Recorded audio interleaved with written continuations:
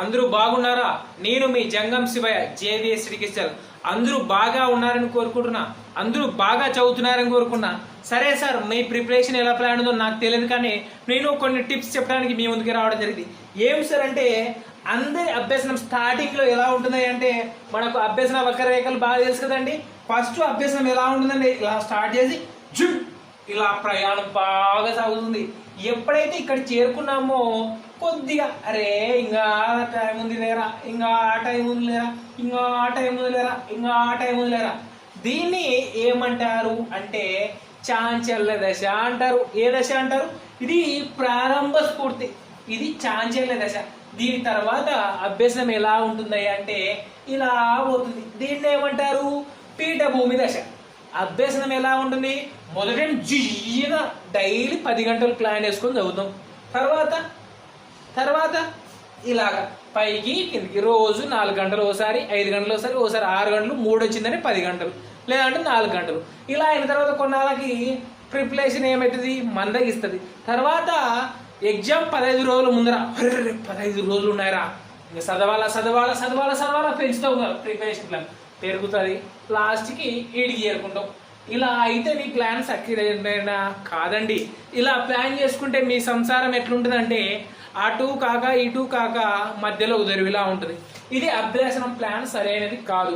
సరే sir, plan సరైనది కాదంటున్నారు, మరి ఏంటి సార్ అంటే, మీరు ఒక సిలబస్ ప్రకారం ప్లాన్ వేసుకొని ఉంటారు. అయితే కొన్ని మార్పు చేసుకోండి. నేను రేపు లేదా ఎల్లుండి మా టెలిగ్రామ్ ఛానల్లో డైలీ సిలబస్ అయితే ప్యాటర్న్ పెడతా. కేవలం 35 డేస్ అండి. ఎన్ని రోజులు? 35 డేస్లో టోటల్ సిలబస్ను రివిజన్ చేసే విధంగా ప్లాన్ వేస్తా. ఆ ప్లాన్ ప్రకారం జరగండి. ఈరోజు ఏంటి ప్లాన్ ఏంటంటే, టాపిక్ను డివైడ్ చేస్తానండి. రోజుకు 3 టాపిక్స్, ఒకటి ఏవైనా సరే 3 సబ్జెక్ట్స్ అండి. 3 సబ్జెక్ట్స్ సంబంధించిన టాపిక్స్ తీసుకుంటాను. దానిపైన మార్నింగ్ క్లాసెస్ అయితే అప్లోడ్ చేస్తా, సాయంత్రం కానీ పొద్దున ఎప్పుడోసారి. మొత్తానికైతే ఈరోజు ఎగ్జామ్ ఒకవేళ రాత్రి 8 PM to 10 PM వరకు, ఏంటి 8 PM to 10 PM వరకు 2 అవర్స్కి అయితే మా జేవిఎస్ ఎడ్యుకేషన్ ఛానల్లో క్విజెస్ నిర్వహించబడతాయి. ఎప్పుడు వరకు అయ్యా అంటే టెట్ అయిపోయేంత వరకు, డిఎస్సి అయిపోయేంత వరకు, డైలీ 8 to 10 PM వరకు అయితే జేవిఎస్ ఎడ్యుకేషన్ ఛానల్ టెలిగ్రామ్లో క్విజెస్ నిర్వహించబడతాయి. అయితే ఒకరోజు ముందర నైటే పిన్ చేస్తానండి. కొద్దిగా లేట్ అయినా మీరు ఓపికతో వెయిట్ చేయాలి.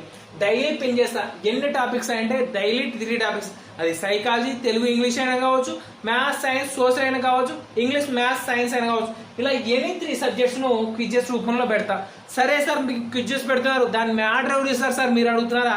నేనే ఇస్తా. ఎందుకు ఇస్తా? నాకు అవసరం. నేను ప్రిపేర్ అవుతున్నా, మిమ్మల్ని ప్రిపేర్ చేస్తున్నా.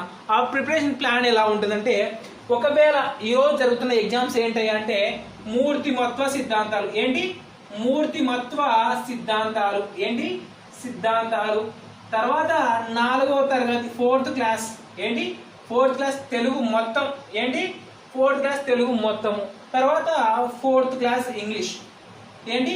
4th class English grammar. ఏం సార్ ఇన్ని క్లాసులు ఒకటే రోజు ఎగ్జామ్ రాయాలా? రాయాలి. ఎందుకు రాయాలి అంటే, మీరు 10 రోజులు పొద్దున్న నుంచి సాయంత్రం వరకు చదివి ఉంటారా? సాయంత్రం ఎగ్జామ్ రాసి ఏమవుతుందంటే రివిజన్ అవుతుంది. ఒక ప్రశ్నకు ఆన్సర్ చేస్తున్నప్పుడు ఆ నీ మైండ్లో ఆల్రెడీ చదివిన కాన్సెప్ట్ రివిజన్ అవుతుంది. ఇలా డైలీ రివిజన్ చేసుకుంటూ చదివితే నీ యొక్క అభ్యసన సామర్థ్యం మెరుగుపడుతుంది.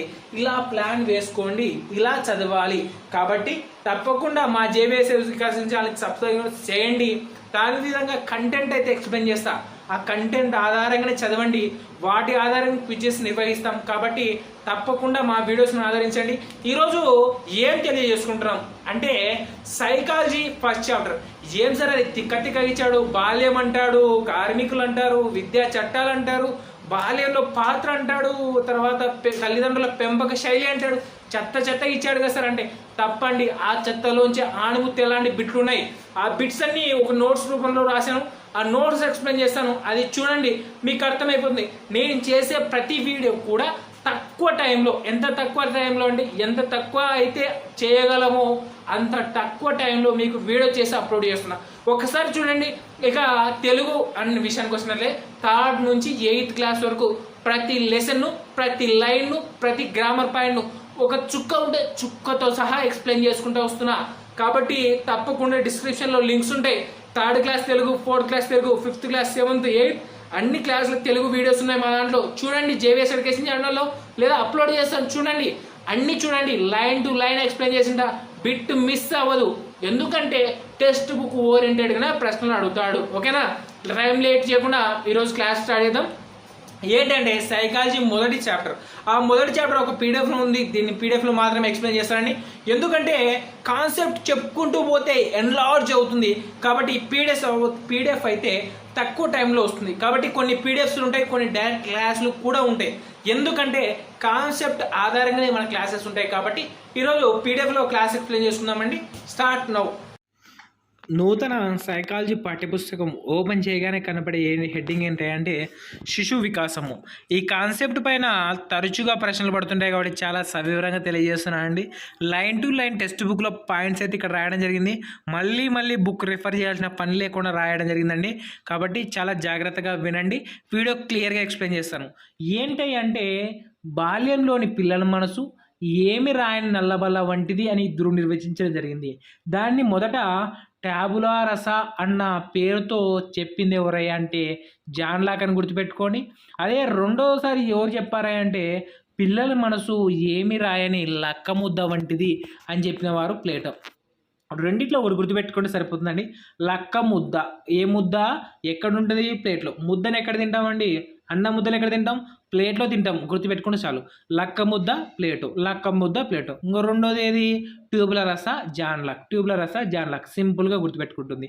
ఇక తర్వాత బాల్యం అన్న భావన గురించి తరచుగా కొన్ని ప్రశ్నలు అయితే అడుగుతున్నాడు. వీటి గురించి ఏమని చెప్తున్నారయ్యా అంటే గుర్తుపెట్టుకోండి.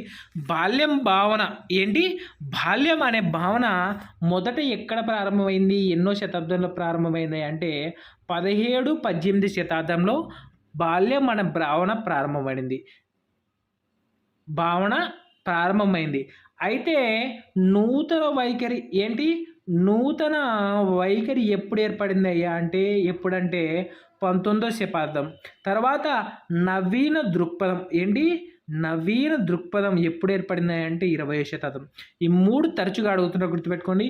భావన ఏర్పడిందేమో 17-18వ శతాబ్దంలో, నూతన వైఖరి ఏర్పడిందేమో 19వ శతాబ్దంలో, నవీన దృక్పథం ఏర్పడింది ఎప్పుడే అంటే 20వ శతాబ్దం. గుర్తుపెట్టుకోండి.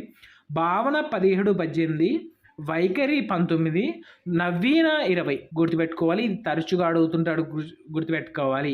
ఇక తర్వాత వచ్చేసి బాల్యం అనే భావన గురించి కొన్ని ఏజెస్ ఇవ్వడం జరిగింది. దాని గురించి ఇప్పుడు తెలియజేసుకుందామండి. ఏమిచ్చాడు అంటే భారతదేశం ప్రకారము 14 సంవత్సరాల లోపు వారిని బాలలని, 15-18 సంవత్సరాల లోపు వారు మైనర్లు అని గుర్తుపెట్టుకోవాలి. ఇది సైకాలజిస్ట్ ప్రకారం. అయితే యుఎన్ఓ ఏం చెప్తుంది అంటే 18 లోపు వాళ్ళు ప్రతి ఒక్కడు పిల్లోడేరా బాబు అని మొత్తుకుంటుంది యుఎన్ఓ. ఏను గుర్తుపెట్టుకోవాలి. 1989 సంవత్సరంలో యుఎన్ఓ ఏం చెప్పింది? 18 లోపంతా పిల్లల రాబాయ్ అని చెప్తుంది.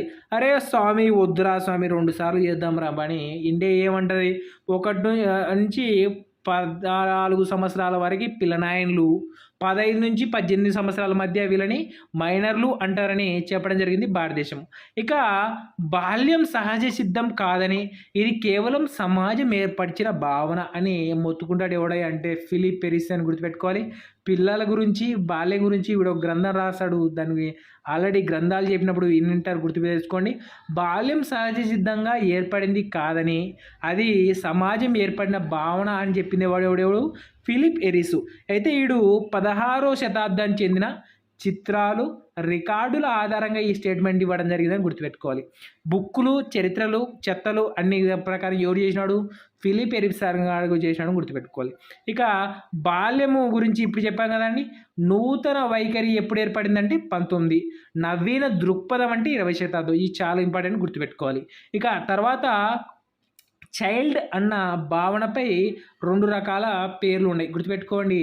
చైల్డ్ని బిడ్డ, పిల్లకాయ. ఎవరు? బిడ్డ, పిల్లకాయ అని వివరించింది ఎవరయ్యా అంటే బ్రౌన్ నిఘంటువు 1852 సంవత్సరం, గుర్తుపెట్టుకోవాలి. ఇక పత్రికా పదకోశంలో మన పత్రికల్లో రాసేది ఎట్లుంటాయి పదాలు? చాలా డిఫరెంట్గా ఉంటాయని గుర్తుపెట్టుకోవాలి.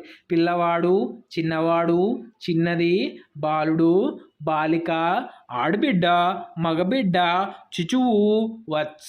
ఏమంటారు? వత్స. వత్స చాలా ఇంపార్టెంట్, గుర్తుపెట్టుకోండి. వత్స అను పదమును బాల్యంకు బదులుగా ఉపయోగించింది ఎవరు అంటే పత్రికా పదకోశం, గుర్తుపెట్టుకోవాలి. ఇక బిడ్డ, పిల్లకాయ అన్న 2 పదాలైతే ప్రౌడ్ నిఘంటువు అని గుర్తుపెట్టుకోవాలి. ఇక చైల్డ్హుడ్ గురించి కొంత వ్యక్తులు నిర్వచనం ఎలా అయితే ఇవ్వడం జరిగింది. ఆ నిర్వచనాలు చాలా చాలా చాలా చాలా చాలా ఇంపార్టెంట్, గుర్తుపెట్టుకోవాలి. ఏంటా నిర్వచనాలు అంటే నిఘంటువు ప్రకారం ఏమంటుంది అంటే చైల్డ్హుడ్ అంటే చిన్నతనము అనే అర్థంలో తెలుగులో చెప్తున్నది. తర్వాత కుప్పస్వామి వచ్చాడు. ఏ స్వామి? కుప్పస్వామి. ఈయన ఏం చెప్తాడంటే శైశవం నుంచి యవ్వనారంభ దశ వరకు, ఏంటి శైశవం నుంచి యవ్వనారంభ దశ వరకు గల వయసుని ఏమంటారు అంటే ఏమంటారు? చైల్డ్హుడ్ అంటాడు కుప్పస్వామి. మనోవిజ్ఞాన శాస్త్రవేత్తలు ఏమంటారంటే నువ్వు బాగా చెప్పినావులే స్వామి, 3 నుంచి 12 సంవత్సరాల గల వయసు వారిని మాత్రమే చైల్డ్హుడ్ అంటారని చెప్పినాడు. అయితే ఈ చైల్డ్హుడ్ని మళ్ళా ప్రీ చైల్డ్హుడ్, పోస్ట్ చైల్డ్హుడ్గా 2 రకాలు చేసినాడు ఈ సైకాలజిస్టులు. 3 నుంచి 6 సంవత్సరాల వరకు ప్రీ చైల్డ్హుడ్ అని, 7 నుంచి 12 సంవత్సరాల వరకు పోస్ట్ చైల్డ్హుడ్ అని చెప్పిన వారు సైకాలజిస్టులు. ఇక బాగుంది సార్ సైకాలజిస్టులు. తర్వాత ఎవరు చెప్పారంటే మెక్మిలాన్ విద్యా నిఘంటువు ఏం చెప్తున్నాయంటే పుట్టినప్పటి నుంచి కౌమార దశ వరకు చైల్డ్హుడ్ డే అని చెప్తుంది మెక్మిలాన్ నిఘంటువు. ఈయనకేం పోయిందిలే, బాగా చెప్పినారు సార్ అనుకుంటే ఫిలిప్ ఎరిస్ గాడు ఆడ వచ్చినాడు కదా, ఏం చెప్పినాడు? బాల్యం భావన కాదురా బాబు, సమాజం ఏర్పరిచిందని చెప్పినాడు కదా. వాడే ఏం చెప్తాడా అంటే శైశవం నుంచి కౌమార దశ వరకు కూడా చైల్డ్హుడ్డే రా బాబు అని చెప్తాడు ఫిలిప్ ఎరిస్. ఇంకా భారతీయ జనగణన అయితే తిక్కది. ఒకసారి 14 అంటది, ఒకసారి 17 అంటది. ఎప్పుడు 14 అనింది సార్, ఎప్పుడు 17 అనింది సార్? ఒకసారి చూద్దామండి. 14 వచ్చేసి జాతీయ జనగణన ప్రకారం 14 సంవత్సరాల లోపు వాళ్ళని ఏమంటారు? చైల్డ్హుడ్ స్టేజ్ అంటారు. ఇక 2001 సెన్సెస్ ప్రకారం అయితే 17 సంవత్సరాల లోపు వాళ్ళనందరినీ చైల్డ్హుడ్ కిందికి లెక్కేసినారని గుర్తుపెట్టుకోవాలి. ఇక జువైనల్ యాక్ట్ అంటే బాలల చట్టం ప్రకారం ఏం చెప్తుంది? 2000 ప్రకారం అంటే 18 సంవత్సరాల లోపు వాళ్ళందరినీ ఏమంటారయ్యా అంటే చైల్డ్హుడ్ అంటారని గుర్తుపెట్టుకోవాలని చెప్పడం జరిగింది. ఇక జువైనల్ యాక్ట్ ఎప్పుడు వచ్చినాయంటే 2000 సంవత్సరంలో వచ్చింది. దీని ప్రకారం 18 లోపు వాళ్ళంతా చైల్డ్హుడ్ అని గుర్తుపెట్టుకోవాలి. ఇప్పుడు మనకు ప్రశ్న ఏమడుగుతాడంటే కింది వాటిలో పుట్టినప్పటి నుంచి కౌమార దశ వరకు చైల్డ్హుడ్ని నిర్వచించిన వారు. Option 1 Philip Aries, option 2 Kuppuswamy, option 3 భారతీయ జనగణన, ఆప్షన్ 4 మెక్మిలాన్ విద్యార్థి నిఘంటువు. ఇలా ఇచ్చినప్పుడు సమాధానం ఏమవుతుంది? మెక్మిలాన్ నిఘంటువు అవుతుంది. ఇలా గుర్తుపెట్టుకోవాలి. ఒకసారి మళ్ళీసారి రివిజన్ చేద్దామండి. చైల్డ్హుడ్ని చిన్నతనము అన్నది వచ్చేసి నిఘంటువు, శైశవం నుండి యవ్వనారంభ అన్నది కుప్పస్వామి, శైశవం నుంచి కౌమార అన్నది ఫిలిప్ ఎరిస్, పుట్టినప్పటి నుంచి కౌమార అన్నది మెక్మిలాన్ నిఘంటువు. గుర్తుపెట్టుకోవాలి. పుట్టినప్పటి నుంచి కౌమార మెక్మిలాన్, పుట్టినప్పటి నుంచి కౌమార మెక్మిలాన్ నిఘంటువు, పుట్టినప్పటి నుంచి కౌమార మెక్మిలాన్ నిఘంటువు, పుట్టినప్పటి నుంచి కౌమార మెక్మిలాన్ నిఘంటువు. ఇక శైశవ టు కౌమార, శైశవ కౌమార, శైశవ కౌమార పిలిపు, శైశవ కౌమార పిలిప్ ఎరిస్. ఇక శైశవ టు యవనారంభ కుప్పస్వామి. ఇవి గుర్తుపెట్టుకోవాలి. ఇక తర్వాత ఉన్న కాన్సెప్ట్ ఏంటయ్యా అంటే ఇక్కడ చూడండి, 6 నుంచి 14 సంవత్సరాల వారికి ఉచిత నిర్బంధ హక్కు ద్వారా రాజ్యాంగం అమలు చేయాలని చెప్తుంది. ఇక బాల కార్మికుల గురించి కూడా చాలా స్టేట్మెంట్స్ ఉన్నాయి.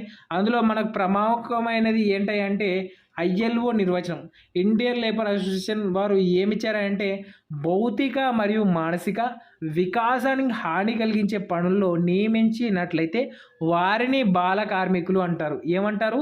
బాల కార్మికులు అంటారు. ఎన్ని సంవత్సరాలంటే 14 సంవత్సరాల లోపు పిల్లల్ని మానసికంగా భౌతికంగా వికాసానికి హాని కలిగించే పనులు చేరటాన్ని ఏమంటారా అంటే బాల కార్మికులు అంటారు. గుర్తుపెట్టుకోవాలి. ఇక 2001 భారతీయ జనగణన ఏం చెప్తుందంటే ఒకసారి చూద్దామండి. 17 సంవత్సరాల లోపు వారు పరిహారము, వేతనము, లాభం పొందలేక పోకుండా ఆర్థిక ఉత్పత్తి కర్మాగారాల్లో పాల్గొన్న వారిని ఏమంటుంది అంటే బాల కార్మికులు అంటది. గుర్తుపెట్టుకోవాలి. ఏమంటదంటే శారీరక శ్రమ, భౌతిక శ్రమ ఏంటి శారీరకంగా భౌతికంగా ఎటువంటి శ్రమను ఎటువంటి లాభాపేక్ష లేకుండా పరిహారం లేకుండా చేయు పని భారతీయ జనగణన అంటాను గుర్తుపెట్టుకోవాలి. ఇక భౌతిక మానసిక వికాసం హాని అంటే ILO అని గుర్తుపెట్టుకోవాలి. తర్వాత మైండ్స్ యాక్ట్ ఏం చెప్తుందయ్యా అంటే మైండ్స్ యాక్ట్ ఏం చెప్తుందంటే 18 సంవత్సరాల లోపు పిల్లలు గనుల్లో పనిచేయడం నిషేధం అని చెప్పింది ఏమి మైండ్స్ యాక్ట్. ఇది ఎప్పుడు వచ్చిందయ్యా అంటే 1952లో వచ్చింది నేను గుర్తుపెట్టుకోవాలి. ఏంది మైండ్స్ యాక్ట్ అంటే గనుల చట్టము. ఏం చట్టము? గనుల చట్టం అని గుర్తుపెట్టుకోవాలి. భారతీయ జనగణన ప్రకారం 17 సంవత్సరాల లోపు వాళ్ళని, మైనింగ్ యాక్ట్ ప్రకారం 18 సంవత్సరాల లోపు వారి. ఇక యూనిసెఫ్ పని ఏంది అంటే పిల్లల గురించి పట్టించుకుంటుందండి. యూనిసెఫ్ ప్రకారం భారతదేశంలో 28 మిలియన్ల మంది 5 నుంచి 14 సంవత్సరాల్లో పిల్లలు ఉన్నారని, తర్వాత ప్రపంచంలో చూసినట్లయితే 150 మిలియన్ల మంది 18 సంవత్సరాల లోపు వారు బాల కార్మికులుగా ఉన్నారు అని చెప్పడం జరిగిందండి. ఇక తర్వాత పొకాసో యాక్ట్. ఈ పొకాసో యాక్ట్ ఎప్పుడు వచ్చిందంటే 2012 సంవత్సరం రావడం జరిగింది. దీన్ని ఏమంటారు డిస్క్రిప్షన్ చూసినట్లయితే the protection of children from sexual offence act. ఏంటి సెక్సువల్ అఫెన్సెస్ యాక్ట్ అని గుర్తుపెట్టుకోవాలి. దీని ద్వారానే 1098 అనే నెంబరు అమలులోకి రావడం జరిగింది. మనకు తెలుసు పిల్లలకి ఎటువంటి ఆపద వచ్చినా మనం చేయాల్సిన నెంబరు 1098. ఈ నెంబర్ ఎప్పటి నుంచి ప్రారంభమైంది అంటే 2012 సంవత్సరము నుంచి అని గుర్తుపెట్టుకోవాలి. ఇక సామాజీకరణము అన్న భావన ఉందండి. ఈ సామాజీకరణం భావనలో ప్రధానంగా 2 శాస్త్రవేత్తలు రావడం జరిగింది. వారే ఎవరై అంటే ఫ్రీమను, సావెలు. వీరు ఏం చెప్తారంటే సమాజంలో సంబంధాలు పెంపొందించడమే సామాజీకరణం అని నిర్వచించిన వారు ఎవరంటే ఫ్రీమను, సావెలు. ఎవరు? సమాజంలో సంబంధము సావెలు. ఏంటి సమాజంలో సంబంధాలు సావెలు గుర్తుపెట్టుకోవచ్చు. సమాజంలో సంబంధాలు షావెలు, ఫ్రీమన్ గుర్తుపెట్టుకోవచ్చు ఈజీగా.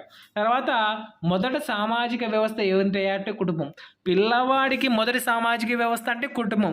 కుటుంబంలో నాన్న, పెదనాన్న, చిన్నాన్న, తాత, ముత్తాత వీళ్ళందరినీ సామాజికీకరణకు తొలి మెట్లు వంటి వారని చెప్పడం జరిగిందని గుర్తుపెట్టుకోవాలి. ఇక పిల్లలు వివిధ వికాసాలకు కుటుంబం కారణం. వైజ్ఞానిక సాంఘిక శాస్త్రవేత్తలు చెప్పడం జరిగిందని గుర్తుపెట్టుకోవాలి. వివిధ పిల్లల యొక్క వికాసాలకు కుటుంబమే కారణం చెప్పింది. ఇక కుటుంబం చేయు ప్రకార్యాలను ఎవరు చెప్పారు అంటే విట్మేయర్, కొవెస్కీ అండి. వీళ్ళ గురించి చాలా రెగ్యులర్గా పడుతుంటాయి గుర్తుపెట్టుకో. విట్మేయర్ H అండ్ కొవెస్కీ R అనే శాస్త్రవేత్తలు 1972 సంవత్సరంలో పిల్లల పెంపకంపై కుటుంబ పాలన అనే గ్రంథం రావడం జరిగింది. ఆ గ్రంథంలోని కొన్ని ముఖ్య అంశాలు ఇవ్వడం జరిగింది. కుటుంబం చేయవలసిన పనులు ఏమని ఇవ్వడం జరిగిందో గుర్తుపెట్టుకో. చాలా ఇంపార్టెంట్ అండి. తరచుగా ప్రశ్నలు అడుగుతుంటాడు. ఎలా అడుగుతాడు ఇప్పుడు చూద్దాం. పిల్లలకు తగిన వాత్సల్యం అందించడం. వాత్సల్యం అంటే ఏంటి? ప్రేమ, అనురాగం, ఆప్యాయతలు అందించడము. శైశవం నుంచి వయోజనం వరకు సాంఘిక విలువలు పెంపొందించాలి. సమాజంతో తదాత్యాన్ని కల్పించాలి.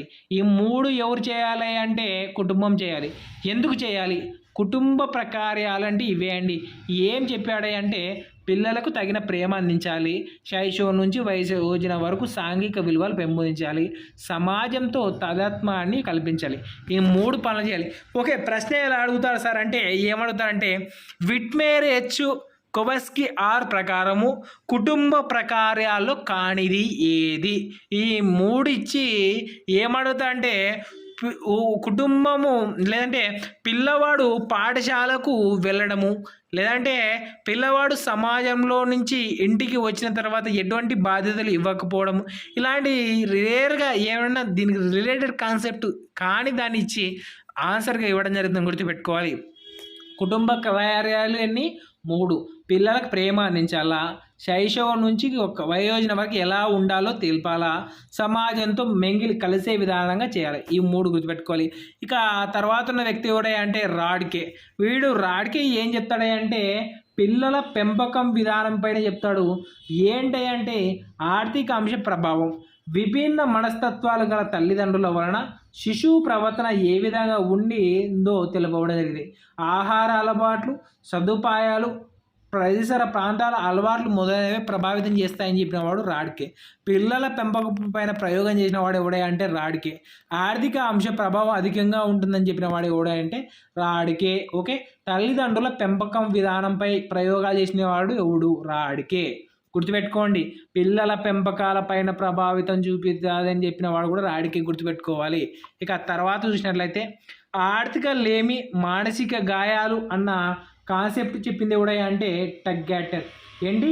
పిల్లల పెంపకంలో మానసిక గాయాలు ఏర్పడతాయి అంటే డబ్బులు లేకపోవడం పిల్లల మనసులో గాయాలు ఏర్పడతాయని చెప్పినవాడు టాగాటెన్. ఆర్థిక అంశం అన్ని అంశాలను ప్రభావితం చెప్పినవాడు రాడ్కే. డబ్బు ముఖ్యం రా బాబు అని చెప్పినవాడు రాడికే. ఆర్థిక అంశాలే మనసుకు గాయాలనేవాడు టీ గాటెన్. గుర్తుపెట్టుకోవాలి, ఇది 1966. ఇక పిల్లల పెంపకంపై కొన్ని నిర్వచనాలు ఇవ్వడం జరిగింది. ఆ నిర్వచనాలు చాలా చాలా చాలా చాలా చాలా చాలా ఇంపార్టెంట్. అది ఏంటయ్యా అంటే ఒకసారి డెఫినేషన్లో చూద్దామండి. మనకు సిగ్మండ్ ఫ్రాయిడ్ తరచుగా అడుగుతుంటాడు. సిగ్మండ్ ఫ్రాయిడ్ తల్లిదండ్రుల ప్రవర్తన పిల్లల మూర్తిమత్వంపై ఆధారపడి ఉంటుంది అని చెప్పిన వాడు ఎవరయ్యా అంటే సిగ్మండ్ ఫ్రాయిడ్. ఇంకా మూర్తిమత్వము అంటే మనకు చాలా ఈజీగా పిల్లల మూర్తిమత్వం, తల్లిదండ్రుల ప్రవర్తన గురించి ఎక్కువగా అధ్యయనం చేసిన వాడు సిగ్మండ్ ఫ్రాయిడ్ కాబట్టి మనకి ఈజీ గుర్తుపెట్టుకున్నాడు. తల్లిదండ్రుల ప్రవర్తన, పిల్లల మూర్తిమత్వం సిగ్మండ్ ఫ్రాయిడ్. ఇక ఎరిక్సన్ అని ఏం చెప్తాడంటే నమ్మకం, అపనమ్మకం, అనుభూతుల ఆధారంగా మూర్తిమత్వం వివరించడం జరిగింది. ఎవరై అంటే ఎరిక్సన్. ఎందుకంటే పిల్లడు వివిధ వికాస దశలో వివిధ వికాస కృత్యాల ద్వారా అనుభవాలు పొందుతాడు. ఆ అనుభవాల ఆధారంగా మూర్తిమత్వం ఏర్పడుతుందని చెప్పిన వాడు ఎరిక్సన్. ఇక ఏం గుర్తుపెట్టుకోవాలి, మనకు తెలుసు కదా ఎరిక్సన్ ఎన్ని దశలు వివరించడం జరిగింది? 8 వికాస దశలు. ఒక్కొక్క దశలలో వివిధ ఆటంకాలు, అనుభవాల ద్వారా ప్రవర్తన జరుగుతుందని చెప్పిన వాడు ఎరిక్సన్. ఇక స్పైరా నిర్వచనం అండి. పిల్లలకు కల్పించే ఉద్వేగ వాతావరణం ఆధారంగానే పిల్లల మానసిక వృద్ధి ఉంటుందని చెప్పిన వాడు ఎవరు? స్పైరా. ఇక తల్లిదండ్రులు పిల్లల మధ్య బాంధవ్యాలు అన్న చెప్పిన వాడు ఎవడే అంటే రాడికే. ఈ గుర్తుపెట్టుకోవాలి, తల్లిదండ్రులు పిల్లల మధ్య సంబంధం రాడికే. పిల్లలకు కల్పించే ఉద్వేగమే స్పైరా, ఉద్వేగమే సైరా నరసింహారాయుడు అంటే ఉద్వేగంగా ఉంటుందని గుర్తుపెట్టుకోవాలి. ఉద్వేగ వాతావరణమే స్పైరా. తర్వాత నమ్మకం, అపనమ్మకము, అనుభూతుల ఆధారంగా అంటే సన్ను. తర్వాత తల్లిదండ్రుల ప్రవర్తన, మూర్తిమత్వం అంటే సిగ్మండ్ ఫ్రాయిడ్. ఇక వాలిన్ రిలే అనే వాళ్ళు ఏం చెప్తారా అంటే చాలా ఇంపార్టెంట్ అండి. 1వ సంతానము 2వ సంతానానికి గ్యాప్ ఉండాలి, లేకపోతే తల్లి విసుగు చెందుతుంది అన్న విషయాన్ని చెప్పిన వాడు ఎవరంటే వాలిన్ అండ్ రిలే. గుర్తుపెట్టుకోవాలి. ఇక తర్వాత ఉన్న అంశం ఏంటి అంటే పిల్లల పెంపక నమూనాలు. ఏంటి? పిల్లల పెంపక నమూనాలు. ప్రాథమిక నమూనా ఏంటయ్యా అంటే పిల్లలకి తల్లిదండ్రులు. ఏంటి? తల్లిదండ్రులు. ఎందుకంటే పుట్టినప్పటి నుంచి పిల్లవాడు తల్లిదండ్రులను చూస్తూ పెరుగుతాడు. వాళ్ళు ఎలా నడుచుకుంటుంటే పిల్లలు కూడా అలాగే నడుచుకుంటాడు. ఉదాహరణకు సినిమాల్లో చూపిస్తాడండి, తల్లిదండ్రులు వాళ్ళ నాన్న బాగా టక్కు గిక్కు వేసుకొని బయట బీడి తాక్కుంటా పోతుంటే పిల్లోడు ఆయన వెనుకలు ఎట్లా వస్తాడు? వాడు పక్కన వల్ల భుజాన్ని వేసుకొని ఒక బీడి తుంట నోలాడుకొని ఉఫ్ ఉఫ్ అంటూ పరిగెడతాడు. ఇలా తల్లిదండ్రులు చూసి పిల్లలు తయారవుతారు. అంటే సామెత ఆవు గట్టున మేస్తుంటే దూడ ఆవు చేన్ల మేస్తుంటే దూడ గట్టున మేస్తుందన్న సామెత దీనికి ఉదాహరణ. గుర్తుపెట్టుకోవాలి. పిల్లల ప్రాథమిక నమూనా ఎవరు? తల్లిదండ్రులు. ఇంకా పిల్లల పెంపకంపై శైలులపై ప్రయోగాలు చేసిన వాళ్ళు ఎవరై అంటే బామ్రిన్ అండ్ బ్లాక్ గారు అండి. ఎవరు? బామ్రిన్ అండ్ బ్లాక్. వీళ్ళు ప్రధానంగా 3 విషయాలను చెప్పడం జరిగింది. ఏంటి ఆ 3 విషయాలు అని గుర్తుపెట్టుకోవాలండి. ఎవరు? బామ్రిన్ అండ్ బ్లాక్ 3 అంశాలు చెప్తారు. ఏం చెప్తారా అంటే తల్లిదండ్రులు పిల్లలను భావనను, ఆలోచనలను అంగీకరించడం వలన తల్లిదండ్రులకు ఉద్వేగ సంధానం ఏర్పడుతుంది. అంటే పిల్లలు చేసే పనులను తల్లిదండ్రులు తీసుకొని స్వీకరిస్తే వాళ్ళిద్దరి మధ్య ఉద్వేగ సంధానం ఏర్పడుతుందని చెప్పడం జరిగింది. ఇక రెండోది తల్లిదండ్రులను నియమాలు, నిబంధనలు, పర్యవేక్షణ ద్వారా పిల్లల ప్రవర్తనను నియంత్రించడం వలన పిల్లల్లో మరింత పరిపక్వమైన పరివర్తన కలిగేటట్లు చేస్తుంది అని చెప్పినాడు. తర్వాత పిల్లలకు స్వేచ్ఛ ద్వారా స్వావలంబన ప్రోత్సహిస్తుంది. అంటే పిల్లలకు తగినంత స్వేచ్ఛ ఇవ్వాలా, అదేవిధంగా నియమాలు, నిబంధనల ఆధారంగా పర్యవేక్షణ ఆధారంగా ప్రవర్తన నియంత్రణ చేయాలి అన్న విషయాలు చెప్పిన వారు ఎవరై అంటే బామ్రిన్ అండ్ బ్లాక్ గారని గుర్తుపెట్టుకోవాలి. ఇక తర్వాత విషయాలు చూసినట్లయితే పెంపక శైలులు ఎన్ని రకాలు అంటే ప్రధానంగా 4 రకాలు. ఏంటి ఈ 4 రకాలు గురించి ఇప్పుడు చూద్దామండి. ప్రధానంగా పెంపక శైలులు 4 రకాలండి. ఆ 4 పెంపక శైలిలో ప్రధానంగా బాగా మంచిగా ఉండేది ఏంటి అంటే సాధికారత్వ పెంపక శైలి. ఏంటి సాధికారత్వ పెంపక శైలి. ఏంటి ఆ సాధికారత్వ పెంపక శైలి ఇప్పుడు చూద్దామండి. ఇది సాధికారత్వ పెంపక శైలి. సాధికారత్వ పెంపక శైలిలో తల్లిదండ్రుల లక్షణాలు ఎలా ఉంటాయి, పిల్లల లక్షణాలు ఏంటో చాలా చాలా చాలా చాలా చాలా చాలా 100% బిట్టు పడే ఛాన్స్ ఉందండి. గుర్తుపెట్టుకోవాలి. ఎందుకంటే అంత ఇంపార్టెంట్. సాధికారత్వ పెంపక శైలి అంటే విద్యార్థుల పెంపక శైలిలో ఉత్తమమైనది సాధికారత్వ పెంపక శైలి. ఓకే, తల్లిదండ్రులు ఎలా ఉంటారు, పిల్లలకి తగినంత స్వయం ప్రతిపత్తి ఇవ్వడం జరుగుతుంది, అవసరమైనంత నియంత్రణ ఉంటుంది, ఆనందమైన ఉద్వేగాలు భర్తీ చేయగలుగుతారు, నిర్దిష్టమైన ఖచ్చితమైన సౌతికమైన ప్రవర్తన ఉంటుంది. ఏంటి అన్ని మంచి లక్షణాలు ఎక్కడ ఉంటాయంటే సాధికారత్వాలు ఉంటాయి. గుర్తుపెట్టుకోవాలి. ఇక పిల్లలు చూసినట్లయితే చొరవ, ఆత్మస్థైర్యము, స్వీయ నియంత్రణ, సమస్యలను ఎదుర్కొనే శక్తి, సాధనా శక్తి, సహకార ధోరణి వంటి ఉత్తమ లక్షణాలు ఎవరికి ఉంటాయంటే సాధికారత్వ పెంపక శైలిలో ఉంటాయని గుర్తుపెట్టుకోవాలి. ఇక రెండోది ఏంటి అంటే నిరంకుశత్వ పెంపక శైలి. రెండోది ఏంటి నిరంకుశత్వ పెంపక శైలి. ఈ పెంపక శైలి ఎలా ఉంటాయి అంటే పిల్లల విషయంలో నిమగ్నం తక్కువ. అంటే నిరంకుశంగా ఉంటారు. వాళ్ళు ఏం చేస్తున్నారు, వాళ్ళు తింటున్నారా అనేది పట్టించుకునేదిలే, ఏం చెప్తే అది వేయాలా. నియంత్రణలో బలవంతం విధానం అంటే చేరా, కూర్చో, నడుసురా, బయటివో, బుక్ తేపరా, చదువుకో, ఇలా ఆర్డర్లు మాత్రమే ఉంటాయి. పిల్లలు నాన్న కూర్చో చదువుకుందాం మనం, అరే అన్నం తిన్నందా, ఇలా ఆప్యాయతలు ఉన్నది ఎక్కడ అంటే నిరంకుశత్వాలు. గుర్తుపెట్టుకోవాలి. ఇక్కడ తక్కువ స్వేచ్ఛ ఉంటుంది, విమర్శించడం భయపెట్టడం ఉంటుంది. గాడిది ఇట్లనే పనిచేసేది చెయ్యి అని చెప్పేది నిరంకుశత్వ పాలన. భయపెట్టడం వలన అంతరాయన గాలి తెచ్చుకుంటే అలా పిల్లోడు ఏం చేస్తాడు, అబ్బా ఏదో తప్పు చేశానే, ఏదో చెప్పానే అనే భావనలో ఉంటాడు ఎవడు నిరంకుశత్వలో. ఇక పిల్లలకు వచ్చినట్లయితే ప్రవర్తన ఎలా ఉంటుందంటే విచారంగా ఉంటాడు, ఒంటరిగా ఉంటారు, తక్కువ స్వావలంబన కలిగి ఉంటాడు, కుంటంలోని అయిన విరోధాన్ని పగలను ప్రదర్శిస్తాడు. గుర్తుపెట్టుకోవాలి. పగలు ప్రతీకారాలు ఏ దాంట్లో ఏర్పడతాయి అంటే నిరంకుశత్వలో. గుర్తుపెట్టుకోవాలి. విచారంగా ఒంటరిగా ఉంటాడు, స్వాలంబనలో లోపం ఉంటుందంటే కలిసిపోవడంలో లోపం ఉంటుందని గుర్తుపెట్టుకోవాలి. ఇది నిరంకుశత్వం. ఇక తర్వాత ఏంటి అంటే అంగీకారత్వ పెంపక శైలి. ఏం సార్ అంగీకారత్వ పెంపక శైలి అంటే గుర్తుపెట్టుకోవాలండి. అంగీకారత్వ పెంపక శైలి ఏముంటుందంటే ఇక పిల్లల డామినేషన్ ఉంటుంది. ఏంటి పిల్లల డామినేషన్ ఉంటుంది. తల్లిదండ్రుల పాత్ర శూన్యము. గుర్తుపెట్టుకోవాలి. ఏంటి తల్లిదండ్రుల పాత్ర అంటే పిల్లల భావాలు ఆలోచనలు ఆమోదిస్తారు, అవసరానికి మించిన శ్రద్ధ ఉంటుంది, తక్కువ నియంత్రణ ఎక్కువ స్వేచ్ఛ, పిల్లలపై తక్కువ నమ్మకం ధోరణి ఉంటుంది. ఏం గుర్తుపెట్టుకోవాలంటే ఇక్కడ లేక పిల్లోడు పుట్టింటాడు కదా, అట్టటోళ్ళ పిల్లలు ఎలా చూసుకుంటారంటే అంగీకారత్వం. పిల్లోడు నాన్న నాకు ఆ చాక్లెట్ తీసుకోనానా, రే నాన్న నాకు ఆ బొమ్మ కావాలా కొనుక్కోనానా, సరే సార్ నాన్న నేను ఆ స్కూల్ పోతా పోనానా, అరే నాన్న నాకు బండి కావాలన్నా కొనిస్తా తీసుకోరా, నాన్న బుక్స్ కావాలా కొనిస్తా. ఇలా అడిగినదల్లా ఒప్పుకునేది ఏంటంటే అంగీకారత్వ పెంపక శైలి. ఇక్కడ ఏముంటుంది తక్కువ స్వేచ్ఛ ఉంటుంది. రే కొట్టకురా అంటే కొట్టినానవని అంతే నేను అంటే అయిపోయి. ఇది అంగీకారత్వ పెంపక శైలి. గుర్తుపెట్టుకోవాలి. ఇక్కడ పిల్లల ప్రవర్తన ఎలా ఉంటుంది అంటే ఎదురు సమాధానాలు చెప్పడం, అతి విధేయదూత లేదంటే అతి దూత లక్షణాలు, తిరుగుబాటు ధోరణి, పాఠశాల సాధన తక్కువ, సామాజిక వ్యతిరేక భావనలు కలిగి ఉంటారు అంగీకారత్వ పెంపక శైలిలో విద్యార్థులు. గుర్తుపెట్టుకోవాలి. ఎక్కడ అంటే సమాజ వ్యతిరేక భావనలు అంటే అంగీకారత్వ పెంపక శైలి. గుర్తుపెట్టుకోవాలి. ఇక చివరిది జోక్యరహిత పెంపక శైలి. ఇక్కడ ఏముంటుంది అంటే పిల్లలపై ఎటువంటి స్వావలంబన ఉండదు. అంటే వాడు ఏం చేస్తున్నాడు, తింటున్నాడా, పండుకుంటున్నాడా, చదువుతున్నాడా అన్నది ఏమి పట్టించుకోనిది జోక్యరహిత. ఉపసంహరణ స్వభావం కలిగి ఉండటం, పూర్తి నియంత్రణ, అస్వస్థత, నిరక్షరాస్యత ధోరణ, నిర్లక్ష్య ధోరణి ఉంటుంది, ఉద్వేగ అస్థిరత, నిరాశ ధోరణి ఎక్కువగా ఉంటాయి, పాఠశాల సాధనలో వెనుకబాటు, కోపం, అపార్థం, సంఘ వ్యతిరేక ధోరణులు ఉన్నాయి. ఎక్కడుంటాయంటే జోక్యరహిత. గుర్తుపెట్టుకొని సమాజ వ్యతిరేక భావనలు, అంగీకారత్వ, సంఘ వ్యతిరేక ధోరణులు జోక్యరహిత గుర్తుపెట్టుకోవాలి. ఇక అన్నిట్లో ఉత్తమమైనది ఏంటి అంటే చెప్పాం కదండి, ఏంది సాధికారత్వ పెంపక శైలి ఉత్తమము అని గుర్తుపెట్టుకోవాలి. ఇక సమవయస్కుల ప్రభావంపై ఎక్కువగా ప్రయోగాలు చేసిన వ్యక్తులు ఎవరయ్యా అంటే రూబిన్, బక్స్కే, పార్కర్.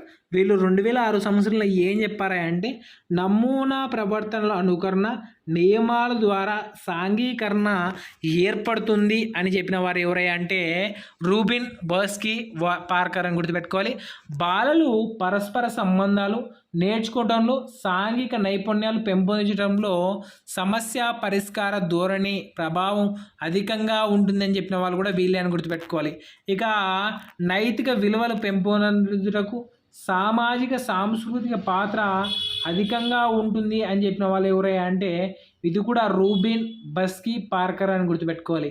ఇక ఏమిటయా తర్వాత పాఠశాల వాతావరణం సంస్కృతి ఎలా ఉండాలి అన్న దానిపై విల్లర్డ్ వాలర్ అనే గ్రంథకర్తలు ద సోషాలజీ ఆఫ్ టీచింగ్ అనే గ్రంథంలో వివరించడానికి బాలల ప్రవర్తనను మరియు సంబంధాలను నిర్మించేందుకు గల పాఠశాల పాటించవలసిన ఆచార నైతిక వినియమాలు మొదలైన వంటి ఇవ్వడం జరిగింది. ఎవరు విల్లర్డ్ వాలర్ని గుర్తుపెట్టుకోవాలి. అంటే పాఠశాల పిల్లవాడికి ఎలా ఉండాలి, ఎలా ఆచారాలు పాటించాలి, ఏ నియమాలు పాటించాలని వివరించింది ఎవరయ్యా అంటే విల్లర్డ్ వాలర్ అని గుర్తుపెట్టుకోవాలి. దాన్ని ద సోషాలజీ ఆఫ్ టీచింగ్ అనే గ్రంథంలో రాయడం జరిగిందని గుర్తుపెట్టుకోవాలి. ఇక ఆ తర్వాత పుల్లన్ హన్ గ్రీవిస్ అనే వాళ్ళు ఏం చెప్పారయ్యా అంటే పాఠశాలలో వైయక్తిక మరియు సహకార సంబంధంపై సంస్కృతులు ఉంటాయి అని చెప్పింది ఎవరంటే పుల్లన్ హరి గ్రీవిస్. ఏంటి పాఠశాలలో వైయక్తిక సహకార సంబంధాలు ఉంటాయని చెప్పింది పుల్లన్ హరి గ్రీవిస్. ఇక పాఠశాల సంస్కృతి ప్రభావం అన్న అంశం వివరించింది ఎవరయ్యా అంటే భౌతిక, సాంఘిక, మానసిక, ఆధ్యాత్మిక, నైతిక వికాసాలపై ఆధారపడుతుంది అని చెప్పడం జరిగింది. ఇక తర్వాత ఏంటి అంటే బిఎఫ్ స్కిన్నర్ ఏం చెప్తాడు. బిఎఫ్ స్కిన్నర్ అంటే పాఠశాల పిల్లల్లో ధనాత్మక వికాసాన్ని కీలక పాత్ర వహిస్తుంది అని చెప్పిన వాడు బిఎఫ్ స్కిన్నర్. అయితే పీటర్సన్ డీల్ అనే వాళ్ళు ఏం చెప్తారంటే బాలల ప్రవర్తనలో ఏది ముఖ్యము, ఏది విలువైంది దృష్టి పెట్టాలి. పాఠశాల ఉత్సాహకతను మరియు సమర్థతను పెంచినది అని చెప్పిన వాడు ఎవరై అంటే పీటర్సన్ డీలే. ఇక స్కిన్నర్ ఏం చెప్తాడు, ధనాత్మక వికాసము స్కిన్నర్ అంటాడు. తర్వాత ముఖ్యము ఏది విలువైనదో అని చెప్పేది పీటర్సన్ డీలే. గుర్తుపెట్టుకోవాలి. ఒకసారి చూద్దామండి. ముఖ్యము విలువ అంటే పీటర్సన్ డీల్ చేసుకుంటే దాన్ని ఏం చేద్దాం దాంతో చేసుకుంటాం, ముఖ్యమైనదో దాంతో డీల్ చేసుకుంటాం. తర్వాత ధనాత్మక వికాస ధోరణి అంటే స్కిన్నరు. తర్వాత పాఠశాల వైయక్తిక సహకారం అంటే పిల్లలను హరిగ్రీవిసు. తర్వాత ఎలా ఉండాలో అలా ఉండాలి స్కూల్ అని చెప్పిన వాడు వీళ్ళ వాళ్ళ. ఈ 4 నిర్వచనాలు చాలా ఇంపార్టెంట్ గుర్తుపెట్టుకోవాలి. ఇక పిగ్మిలియన్ ఫలితం దీన్ని గ్రంథం రచించాడు రోసెప్తాలన్ జాకబ్సన్. ఎవరు రోసెప్తాలన్ జాకబ్సన్ అనే ఇద్దరు ఏం రాశారు అంటే the Pygmalion effect in classroom అనే గ్రంథం రావడం జరిగింది. గ్రంథంలో ఏం చెప్తాడంటే ఉపాధ్యాయుడు ఒక 4 పిల్లలు తీసుకుంటారు. వాళ్ళకి సామాన్యంగా అయితే 60 మార్కులు తెచ్చుకునే సామర్థ్యం ఉంటుంది. ఎంత ఉంటుంది, 60 మార్కులు తెచ్చుకునే సామర్థ్యం ఉంటుంది. కానీ టీచర్ ఏం చెప్తా అంటే ఒరే నువ్వు 80 మార్కులు తెచ్చుకుంటారా, మీరు చాలా ఇంటెలిజెంట్ రా, బాగా చదువుతారా, ఇలా చదవాలరా, అలా చదవాలరా అని ప్రోత్సహించి వాళ్ళు చదివిస్తాడు. అయితే ఫలితాలు వచ్చేసరికి వాళ్ళకు 75 మార్కులు వస్తాయి. కానీ వాళ్ళకి రావాల్సిన మార్కులు ఎన్ని, 60. కానీ 75 మార్కులు వచ్చాయి కదా, దీన్నే పిగ్మిలియన్ క్లాస్ రూమ్ అంటారు. అంటే ఏమంటే ఉపాధ్యాయులు అంచనాలు మెరుగైన ప్రదర్శన దారి తీయడం వల్ల పిల్లల్లో బాగా పెరగటాన్ని ఏమంటారంటే పిగ్మిలియన్ ఫలితము అంటారు. గుర్తుపెట్టుకోవాలండి. పిల్లవాడి సామర్థ్యాల కంటే ఎక్కువ ఉన్నత లక్ష్యాలు పెట్టి వాటికి తగినంత శిక్షణ ఇవ్వడం ద్వారా ఉత్తమ ఫలితాలు పొందుతాయి అని చెప్పడాన్ని ఏమంటారు, పిగ్మిలియన్ ఫలితం అంటారు. గుర్తుపెట్టుకోవాలి. ఇక ఈ పిగ్మిలియన్ ఫలితం పాజిటివ్ అయితే నెగిటివ్ ఏముంటుందంటే పెద్దలు పిల్లల చిన్న తరగతిలో ఉంటే ఏమంటారు అంటే న్యూనత వ్యాగులతో ఏర్పడుతుందని గుర్తుపెట్టుకోవాలి. బాలలో మనోవిజ్ఞాన శాస్త్ర ముఖ్యులు ఎవరై అంటే స్టాన్లీ హాల్, హర్లాక్ కెసెల్. అంటే బాలల మనోవిజ్ఞాన శాస్త్ర పితామహ అని ఎవరినంటారు? స్టాన్లీ హాల్ అంటారు, గుర్తుపెట్టుకోవాలి. ఇక బాలల మనోవిజ్ఞాన శాస్త్రులు ఎవరై అంటే హర్లాక్ గెసెల్, తర్వాత Stanley hall. Who was the child psychologist అంటే స్టాన్లీ హాల్ అని గుర్తుపెట్టుకోవాలి. ఇవి అండి ప్రధానమైన భావనలు. ఇక తర్వాత పరిశోధన దశ, ఇది చాలా ఇంపార్టెంట్, ప్రశ్నలు అడగడానికి చాలా ఇంపార్టెంట్ అయినట్టు. ఇక పరిశోధన దశలు ఎన్ని అంటే ప్రధానంగా 6. ఒకటి, మొదట సమస్యను గుర్తించాలా, తర్వాత పరికల్పన ఏర్పరచుకోవాలా, దత్తాంశం ఏర్పరచుకోవాలా, వాటిని విశ్లేషించాలా, విశ్లేషణను వ్యాఖ్యానించాలా, నివేదిక తయారు చేయాలా. ఇది పరిశోధన దశలు. ఏంటి, ఎన్ని దశలు ఉన్నాయి? మొత్తం 4 దశలు, 6 దశలు ఉన్నాయి. ఏం చేయాలంటే ఫస్ట్ సమస్య గుర్తించాలా. అవును, ఏం సమస్య ఏర్పడింది? స్కూల్లో చెట్లు నాటాలా. ఏమి చేయాలా? చెట్లు నాటాలా అనేది ఫస్ట్ క్వశ్చన్. తర్వాత పరికల్పన, చెట్లు నాటాలా, ఎక్కడ? ఎండిఓ ఆఫీస్ నుంచి పర్మిషన్ తెచ్చుకోవాలా, నర్సరీ పోయి మొక్కలు తెచ్చుకోవాలా, పాదులు తీయాలా, నాటాలా. ఇది పరికల్పన అనేది ఆన్లైన్లో ఆలోచన. ఇక దత్తాంశంను ఏర్పరచుకోవాలా. దత్తాంశం ఏం పరచుకోవాలా? రాసుకోవాలి హెడ్లైన్స్. తెలుసుకున్న మ్యాటర్ ఏమి? మొక్కలు డిఏఓ ఆఫీస్లో పర్మిషన్ ఇస్తారు. మొక్కలు ఎక్కడ ఇస్తారు? నర్సరీలు ఇస్తారు. ఎన్ని మొక్కలు కావాలా, ఎక్కడ కావాలా అన్న దత్తాంశం 3rd పాయింట్. ఇక విశ్లేషణ ఏం చేయాలి? అయితే ఎవరు నాటాలా, ఎవరు నాటించాలా అని ఆలోచించడం విశ్లేషణ. అయితే వ్యాఖ్యానించడం ఏంటి? తెచ్చుకోవాలా, ఏడ గుంతలు తోపాలా, ఏడ మొక్కలు దొరుకుతాయి, ఎక్కడ డబ్బులు ఇవ్వాలా, ఎవరితో పని చేయాలి అనేది విశ్లేషణ వ్యాఖ్యానించడం. తర్వాత నివేదికలు. ఇవి పరిశోధన దశలను గుర్తుపెట్టుకోవాలి. 6 అండి. ఏంటి చెప్పండి? గుర్తించి, పరికల్పించి, దత్తాంశంని ఏర్పరిచి, విశ్లేషించి, నిర్వచించి, వ్యాఖ్యానించి, నివేదిక తయారు చేయడమే పరిశోధన. ఇక పరిశోధన రకాలు ప్రధానంగా 3 రకాలండి. అది ఒకటి చారిత్రాత్మక పరిశోధన. ఏంటి? చారిత్రాత్మక పరిశోధన. ప్రాథమిక గౌణ మూలాల ఆధారంగా విశ్లేషించడం. ఏంటి సార్ ప్రాథమిక గౌణ అంటే? నాణ్యాలు కానీ, వస్తువులు కానీ, కట్టడాలు కానీ, రచనలు కానీ, ఇవన్నీ ఏంటి అంటే ప్రాథమిక గౌణ మూలాలు. ఇవి కూడా తరచుగా ప్రశ్నలు అడుగుతుంటారు, గుర్తుపెట్టుకోవాలి. ఇక సహ సంబంధ అంటే ఏమిటి అంటే విషయం మధ్య సహ సంబంధం ఆధారంగా. ఉదాహరణకు రాయలవారి కాలంలో ప్రజలు రత్నాలను రోడ్ల మీద పోసి అమ్మేవారట అనే సంబంధంను ఇటాలియన్ పోయిట్ రచించిన గ్రంథంలో రాయడం జరిగింది. అంటే ఏమిటి దీని ప్రకారం? అంటే రాయల కాలంలో అధికంగా ధన సంపన్నులై అంటే అంత గొప్పగా బతికారని చెప్పడాన్ని సహ సంబంధం. ఇక వర్ణనాత్మకము అంటే ఏమిటంటే ఇప్పటి పరిస్థితుల ఆధారంగా వర్ణించి వ్యాఖ్యానించడాన్ని వర్ణనాత్మకం అంటారు. ఉదాహరణకు ఇప్పుడు భారతదేశంలో సుసంపన్నమైన దేశంలో మనకు అందరికీ తెలుసు. కాబట్టి పూర్వం పూర్వం ప్రజలు ఎలా ఉంటారు? ధనధాన్యాలతో తులతూగుతుంటారు. ఇలా చెప్పడాన్ని ఏమంటారు అంటే వర్ణనాత్మక. అంటే వివరించి చెప్పడాన్ని వర్ణనాత్మక. ఉన్న సంబంధాలు అంటే వేరే విషయం ఆధారంగా చెప్పడానికి సహసంబంధము.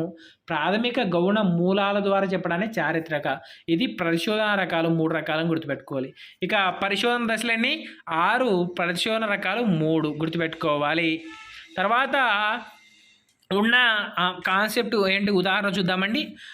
ఈ పరిశోధనకు ఉపయోగించు పద్ధతులు: కేస్ స్టడీ, పరిపుచ్చ, పరిశీలన, సంఘటన రచన పరిశోధన పద్ధతి, దత్తాంశం విశ్లేషణ పద్ధతి. తర్వాత ప్రయోగ పద్ధతి. తర్వాత ఇవి ప్రధానంగా ఉన్న పద్ధతులు అండి. ఏంటి సార్ అంటే ఒక పిల్లోడిని పరిశోధన చేసేటకు కావాల్సిన పద్ధతులు. వాటిలో అతి ప్రధానమైనది ఏంటి అంటే ప్రయోగ పద్ధతి. ఈ పద్ధతుల గురించి కూడా చాలా ఇంపార్టెంట్ అండి. వ్యక్తి అధ్యయన పద్ధతులు నేర్చుకుంటాం కదా, అవే ఇవ్వండి. ఒకసారి రివిజన్ చేద్దాం, మనకి ఈజీగా ఉంటుంది, గుర్తుపెట్టుకోవాలి. ఇక మొదటిది ప్రయోగ పద్ధతి. ప్రయోగ పద్ధతికి గల వివిధ విశ్లేషణలు ఏంటంటే విషయంను జాగ్రత్తగా నియంత్రణ పరిస్థితుల్లో ఏమవుతుందో ఏమి జరుగుతుందో అనే విశ్లేషణ పూర్వకంగా వివరించడమే ప్రయోగాత్మక పద్ధతి అంటారని గుర్తుపెట్టుకోవాలి. దీన్నే మరో విధంగా చెప్పాలంటే వ్యక్తి నిష్ఠత ఉంటుంది ఉండదు, తర్వాత వస్తు నిష్ఠత ఉంటుందని గుర్తుపెట్టుకోవాలి. జోక్య చరాలను నియంత్రించడం ముఖ్యం. ఈ ప్రయోగ పద్ధతిలో ఏమిటి, జోక్య చరాల నియంత్రణ చాలా ముఖ్యము. ఇక ఏకచర నియమం వచ్చేసి జాన్ స్టూవర్ట్ మిల్. అది చెప్పాం కదా, ఏ సింగిల్ వేరియబుల్ అని గ్రంథం రచింది ఎవరు, జాన్ స్టూవర్ట్ మిల్. ఏకచర నియమమును లేదా ప్రాథమిక అభ్యసన ఉపగమను ఎవరు ప్రతిపాదించారంటే జాన్ స్టూవర్ట్ మిల్ అని గుర్తుపెట్టుకోవాలి. ఇక వ్యక్తి అధ్యయన పద్ధతులు లేదా శిశు అధ్యయన పద్ధతులు అండి. మొదటి అధ్యయన పద్ధతి ఏంటయ్యా అంటే పరిశీలన పద్ధతి. ఒక సమయంలో జరిగినటువంటి సంఘటనలను ఒక క్రమ పద్ధతిలో అధ్యయనం చేయడాన్ని పరిశీలన అని నిర్వచించిన వాళ్ళు ఎవరయ్యా అంటే యంగ్ అని గుర్తుపెట్టుకోవాలి. పరిశీలన పద్ధతి అంటే ఒకదాన్ని నిశ్చితంగా పరిశీలించడాన్ని పరిశీలన పద్ధతి అని గుర్తుపెట్టుకోవాలి. ఇక తర్వాత దత్తాంశ సేకరణ, ఉద్దేశపూర్వకంగా కొన్ని విషయాలను పరీక్షించడమే పరిశీలన అని చెప్పిన వాడు ఎవరయ్యా అంటే అట్కిసన్. 2 నిర్వచనాలు ఉన్నాయండి, ఇవి ప్రధానమైన. తర్వాత అబ్జర్వేషన్ డోమ్ ద్వారానే పరిశీలించాలని చెప్పింది ఎవడు, గెస్సెల్ అని గుర్తుపెట్టుకోవాలి. పరిశీలన పద్ధతిలో 4 ఉప పద్ధతులు ఉన్నాయి. ఇవి ఏంటంటే సంచరిత పద్ధతి, తర్వాత అసంచరిత పద్ధతి. ఏంటి, సంచరిత పరిశీలన, అసంచరిత పరిశీలన, తర్వాత కృత్రిమ పరిశీలన, సహజ పరిశీలన. ప్రధానంగా మొత్తము 4 రకాల పరిశీలనలు. ఏంటి సహజ పరిశీలన అంటే ఏమిటంటే ఉన్న సిచ్యువేషన్ని ఆధారంగా వ్యక్తి ఎలా ప్రవర్తిస్తాడు అన్న విషయాన్ని గుర్తుపెట్టుకొని దాని ప్రధానంగా చేయున్నది ఏంటంటే సహజ పరిశీలన. ఏంటి, సహజ పరిశీలన. ఇక కృత్రిమ పరిశీలన ఏమిటంటే సహజ పరిస్థితిని కృత్రిమంగా సృష్టించి ఆ సృష్టిలో వ్యక్తి ప్రవర్తన అర్థం చేయడాన్ని ఏమంటారంటే కృత్రిమ పద్ధతి. ఉదాహరణ, అడవిలో ఉన్న సింహాన్ని తెచ్చి జూలో బోన్లో పెట్టి దాని ప్రవర్తన పరిశీలించడాన్ని ఏమంటారు అంటే కృత్రిమ పరిశీలన అంటారు. అదే విద్యార్థిని తరగతి గదిలో బట్టి విద్యార్థి ప్రవర్తన పరిశీలించడాన్ని ఏమంటారు, కృత్రిమ పరిశీలన అంటారు. అదే పిల్లవాడు గ్రౌండ్లో ఆడుకుంటున్నప్పుడు చూసినట్లయితే సహజ పరిశీలన అని గుర్తుపెట్టుకోవాలి. అదే పిల్లవాడు ఇంటి దగ్గర ఉన్నప్పుడు ఎలా ప్రవర్తిస్తాడో చూస్తే అది సహజ ప్రవర్తన అవుతుందని గుర్తుపెట్టుకోవాలి. ఇక సంచరిత అంటే ఏమిటంటే ఇక్కడ ఏ వ్యక్తి దగ్గర అయితే మనం తెలుసుకోవాలనుకుంటున్నామో ఆ వ్యక్తితో మమేకమై ఆ వ్యక్తికి పరిశీలిస్తున్నా అన్న విషయం తెలియకుండా పరిశీలిస్తే దాన్ని ఏమంటారు అంటే సంచరిత పరిశీలన పద్ధతి అంటారు, గుర్తుపెట్టుకోవాలి. ఇక అసంచరిత పద్ధతి ఏమంటారయ్యా అంటే అసంచరిత అంటే ఒక అబ్జర్వేషన్ డోమ్ పెట్టేసి లోపల వ్యక్తి ప్రవర్తనను పరిశీలించడాన్ని ఏమంటారు అంటే అసంచరిత. అంటే పిల్లవాడితో లేదంటే ఎవరినైతే అర్థం చేస్తున్నో వాళ్ళని కలిసకుండా దూరం నుంచే ప్రవర్తనను గమనించడాన్ని ఏమంటారా అంటే అసంచరిత అంటారు, గుర్తుపెట్టుకోవాలి. ఈ అసంచరిత పద్ధతికి ఉత్తమంగా గెస్సెల్ అనేవాడు అబ్జర్వేషన్ డోమ్ తయారు చేయడం జరిగింది. అది బయట నుంచి లోపల వాళ్ళ ప్రవర్తన కనపడుతుంది, కానీ లోపల వాళ్ళకి బయట ఎవరు చూస్తున్నారు అనేది కనపడదని గుర్తుపెట్టుకోవాలి. అదేవిధంగా దీనికి ఉదాహరణ ఏం చెప్తా అంటే కిటికీలోంచి తొంగి చూసుకుంటా పిల్లవాళ్ళ ప్రవర్తనను అబ్జర్వ్ చేస్తున్న టీచర్ దానికి ఎందుకు వస్తుంది అంటే అసంచరిత అని గుర్తుపెట్టుకోవాలి. ఇక పరిశీలన పద్ధతి తర్వాత 2వ ఉత్తమమైన పద్ధతి ఏంటంటే పరిపుచ్చ పద్ధతి. దీన్ని ఎవరు కనుగొన్నారంటే మెకోబే అని గుర్తుపెట్టుకోవాలి.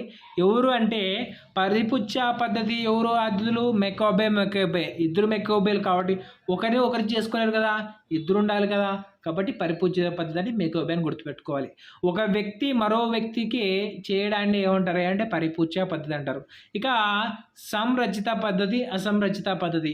సంరచిత పద్ధతి అంటే ఏమిటంటే ముందరనే 4 క్వశ్చన్లు రాసుకొని అవే 4 క్వశ్చన్లు ఇంటర్వ్యూ చేయడాన్ని ఏమంటారు అంటే సంరచిత. ఇక అసంరచిత అంటే ఏమిటంటే అసంరచిత అంటే ఏమిటంటే ఎటువంటి ప్రశ్నాపత్రం లేకుండా సందర్భానుసారంగా ప్రశ్నలు అడిగి తెలుసుకోవడాన్ని ఏమంటారు అంటే అసంచరిత పద్ధతి అంటారు. ఇక పరిపుచ్చ పద్ధతిలో చాలా చాలా చాలా ముఖ్యమైన పాయింట్ ఏంటంటే పరిపుచ్చకునికి సామరస్య వాతావరణం ఏర్పడడం ముఖ్యం, గుర్తుపెట్టుకోవాలి. సామరస్య వాతావరణం ఏర్పడడమే గుర్తు. ఇక పరిపుచ్చకుడు పరిపుచ్చితుడు. పరిపుచ్చకుడు పరిపుచ్చితుడు. పరిపుచ్చకుడు అంటే ఇంటర్వ్యూవర్, అంటే ఎవడు ఇంటర్వ్యూ చేస్తున్నాడో వాడు. పరిపిచ్యుతుడు అంటే ఎవడు ఇంటర్వ్యూ చేయబడుతున్నాడో వాడు, గుర్తుపెట్టుకోవాలి. పరిశీలన ద్వారా గమనించలేని ప్రవర్తనను తెలుసుకోవచ్చు. పరిశీలన పద్ధతి యొక్క లోపాలను సవరించడానికి ఏ పద్ధతి ఉత్తమమైనది? పరిపుచ్చ పద్ధతి అని గుర్తుపెట్టుకోవాలి. ఇక తర్వాత పర్యాలోచన పద్ధతులు. పిల్లల స్వీయ మూల్యాంకనానికి దోహదపడినవి ఏంటివి అంటే గుర్తుపెట్టుకోవాలి, పర్యావలోచన పత్రములు. ఏంటివి? పర్యావలోచన పత్రములు అని గుర్తుపెట్టుకోవాలి. ఇక సంఘటన రచనా పద్ధతి అంటే పిల్లలు ప్రత్యేక ప్రవర్తనను లేదా పిల్లల యొక్క సంఘటన సామర్థ్యమును లేదంటే పిల్లల యొక్క జ్ఞాపక శక్తిని పరిశీలించడానికి తోడ్పడేది ఏంటి అంటే సంఘటన రచనా పద్ధతి. ఈ సంఘటన రచనా పద్ధతిలో ముఖ్యంగా ఏం జరుగుతుందంటే యథాతథ స్పష్టమైన వివరణ ఉండాలి. ఏంటి? యథాతథ స్పష్టమైన వివరణ ఉండాలి. ఇక పిల్లల ప్రవర్తన అంశాలకు సంబంధించిన సమగ్ర సమాచారం ఇచ్చినది ఏంటి అంటే సంఘటన రచనా పద్ధతి. గుర్తుపెట్టుకోవాలి, పిల్లాడి గురించి కంప్లీట్గా ఇచ్చేది ఏంటి అంటే సంఘటన రచన. ఓకే. ఇక తర్వాతది ప్రశ్నావళులు. ఇన్నే క్వశ్చన్స్ అంటారు. దీనికి బాగా ప్రముఖమైన గ్రంథం ఏంటి అంటే 16 స్కేల్ అండి. దీన్ని తెలుగులో ఏమంటారంటే 16 సంచిక ప్రశ్నావళి పత్రము అంటారు, లేదంటే 16 స్కేల్ అంటారు. దీన్ని ఆర్బి క్యాటిల్ అనే వ్యక్తి తయారు చేయడం అని గుర్తుపెట్టుకోవాలి. ఇక తర్వాత నిర్ధారణ మాపనలు అండి. నిర్ధారణ మాపనలో ప్రధానంగా మనం గుర్తుపెట్టుకోవడం ఏంటి అంటే పిల్లల లక్షణాంశాలు తెలుసుకోవడానికి తోడ్పడతాయి. పిల్లల లక్షణాంశాలు తెలుసుకోవడానికి తోడ్పడతాయి నిర్ధారణ మాపులు. ఒకటి లక్షణాలు ఏంటివి అంటే నాయకత్వ లక్షణాలు, భావోద్వేగ సమతుల్యత, సహకార భావము వంటి వాటి గురించి తెలియజేసేటువంటి నిర్ధారణ మాపనలు. ఇక నిర్ధారణ మాపనలో ఉండవలసిన లక్షణాంశాలు ఏంటంటే బేస్ సంఖ్యలో ఉండాలి. ఉదాహరణకు ఎన్ని ఉండాలంటే 5. ఎలా ఉంటాయంటే ఇలా ఉంటాయి. వీటిని నిర్ధారణ మాపనం అంటారు. ఇది శూన్యం, అటు ఇటు కాకుండా ఇది ప్లస్, ఇది +2, ఇది మైనస్, ఇది -2. ఈ విధంగా ఏంటంటే ఒక విషయం పైన సుముఖత కానీ విముఖత కానీ తెలియజేస్తాన్ని ఏమంటారు అంటే నిర్ధారణ మాపనలు. ఎంత సుముఖత ఎంత ఎక్కువ అని చెప్పేదాన్ని నిర్ధారణ మాపనలు సూచికలు అంటారు.